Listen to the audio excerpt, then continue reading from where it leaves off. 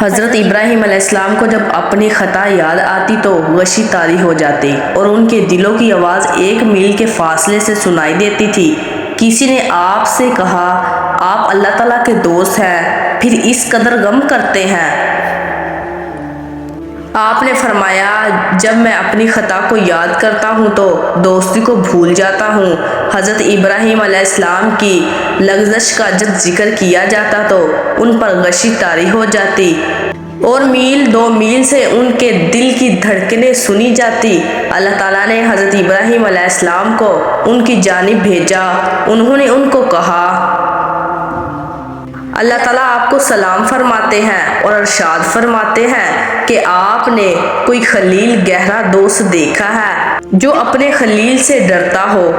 انہوں نے فرمایا، اے جبرائیل، جب میں اپنی لغزش کو یاد کرتا ہوں اور اس کے انجام پر غور کرتا ہوں تو اپنی خلعت بھی بھول جاتا ہوں۔ میرے بھائیوں، جب انبیاء کرام، اولیاء، صالحین کا یہ حال ہے تو اس سے عبرت حاصل کرو۔ حضرت ابراہیم علیہ السلام جب نماز میں مشغول ہوتے تو میل کے فاصلے سے ان کے آہ و بکار کی آواز سنائی دیتی تھی۔ ابو درداء رحمۃ اللہ علیہ نے کہا، ابراہیم علیہ السلام جب نماز میں کھڑے ہوتے تو اللہ کے خوف کی وجہ سے ان کے سینے سے ہڈیاں کے ابلنے کی سی آواز آتی۔